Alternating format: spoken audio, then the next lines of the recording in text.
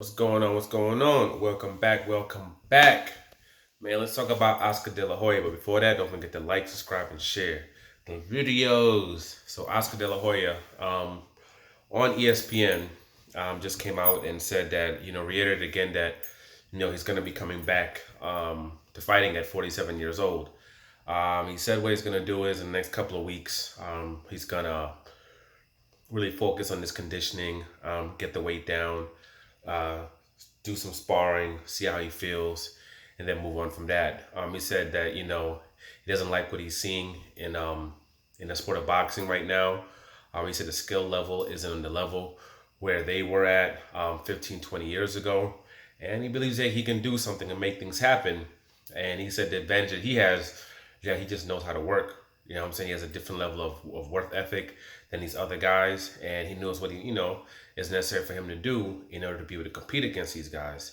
And he says he's not going to do any exhibitions, and then what he's going to be looking for is all the top guys out there. Now, my thinking was that he's full of crap. He's full of ish. That was my thinking at first. That he's not going to come back. You know what I mean? At the end of the day, this guy has a heavy drug problem. Like you still see videos of him like recently where he's zooted, where he's drunk as hell. Other videos where he's talking where he's high as hell. So he's still consuming all those drugs. So I'm like, nah, he's not gonna want to stop doing all those things. He's gonna want to continue those habits. You can't do that, especially if you have a fight coming up and you're getting random drug and urine tested, blood and urine tested. You can't do those things. So my philosophy was like, nah, he's just full of ish and he's not really gonna come back. He's just talking just to get, viewership on him, like the light on him, people talking about him, even though he really should be trying to get, the view and the light on his fighters. People hate Ellerby, they talk all the junk about Ellerby, but Ellerby will basically be pushing his fighters. So he'll talk a lot of stuff, but he's talking about tech the whole time. He's talking about his new champion, Rolo, at the whole time. He just talks about the fighters for the most part. He'll be talking about Floyd, if Floyd's coming back or what Floyd's doing.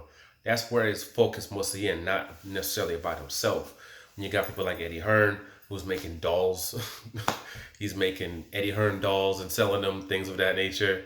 They just really focus on them. And Oscar De La Hoya usually talks a lot, and brings a lot of attention towards him and what he's doing instead of really focusing on his fighters. But honestly, he could come back. And the reason I'm saying that he could come back is there's one situation he could come back in. Right now, when it comes to Golden Boy, pretty much in 90, something like 97% of what the company makes is from Canelo. Canelo is like 95 to 97% of the company. Everybody else is like 3%. So they make all the money off of him. Everything runs through him.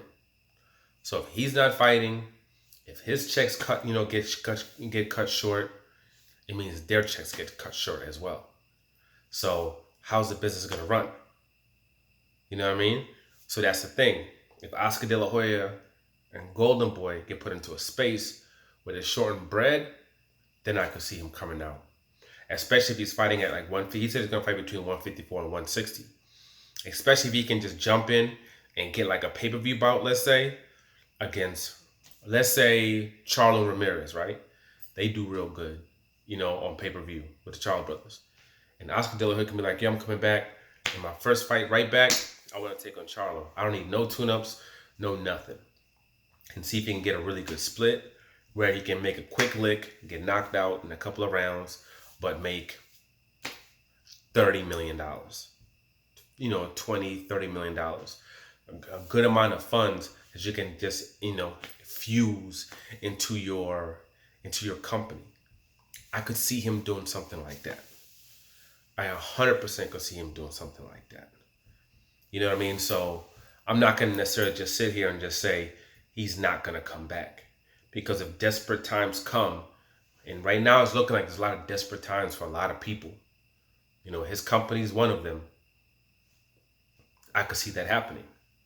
You know what I mean? Right now, Ryan Garcia isn't bringing in a lot of money, obviously. Or, Ortiz Jr., he's not in a space where he's really bringing anything. These guys are both in their maturation process. They're not in the space of like a Canelo where they're really bringing in all these funds. And right now, you don't even have gates. Before, at least you could get a little bit of gate or something like that. You don't even have gates. So you're just paying for these venues now. Then you got to pay all these fighters. The budget's been cut down from the zone. It used to be up here, now it's way down here. So they have a much smaller budget that they have to work with, which is also becoming very tough for them because people still expect those large paydays from the zone. These are the zone fighters, so they're used to getting offered a certain amount of money. So they're still expecting those types of funds. It might even be okay with a little cut. These giant cuts they're trying to do, they're not going to be okay with it. People like Ryan want to get paid even more money. Canelo's trying to get paid the same amount of money, but they're like, nah. What they're trying to do is, I guess for his fights, they used to give him a $40 million budget. Where now that's been shrunk down to $20 million. So you're talking about Canelo probably, depending on who he's going to fight, $15 million, $60 million. He's trying to find people where he can just fight for $2 million, $3 million. And then I know Oscar De La Hoya getting him up the ass with that contract. I know he's getting played with that contract where he's making a killing, but Oscar De La Hoya and Golden Boy, they're taking a huge chunk of that check as well. And they're running their entire company with it. You know what I mean? So a situation could be brewing, and he might be getting ready for that understanding that, hey, this situation is brewing and I'm not going to go into my pockets. And we don't know what this guy's habits are. We don't know if he has any investments with the real estate or stocks or whatever it is. We don't know. We know he's heavy into drinking. We know he's heavy into drugs, which usually means you're heavy into gambling. We know he buys, obviously invests in chicks where he'll purchase women to come to his home. We know he does that as well. He has lawsuits that are pending right now, where if he loses, he's going to have to come out his pocket a lot of money. So because of that, yeah, I actually can see him coming back, because, the ducks could be being placed in a row where he might have no other choice. And the one place where he can get a huge influx of money, he can get his refuse, would be through boxing. Especially if he's seeing a Mike Tyson or Roy Jones coming back and making a substantial amount of money, making millions, he might be like, damn, all right, let me do this. Let me do it just one last time, one last rodeo, get in shape and get this one last bag, and let this bag, keep my company afloat, maybe to pay off all my bills. Like Strahan's wife played him. You know what I mean? She played him. She took $6 million and he was retired. He's like, I'm good. His wife played him, took $6 million out of the bank account, got the kids and dipped. She was out of there, filed for divorce. It's like, cool, he let her keep the $6 million, got divorced, went back to the league, for one more year so he can get that 6 M's back. I think he played for like $6-7 million, went, won a Super Bowl, you know what I mean? Got his $6 million from $6 million plus back, and then went ahead, started his show and everything like that, and been making tens of millions, ever since.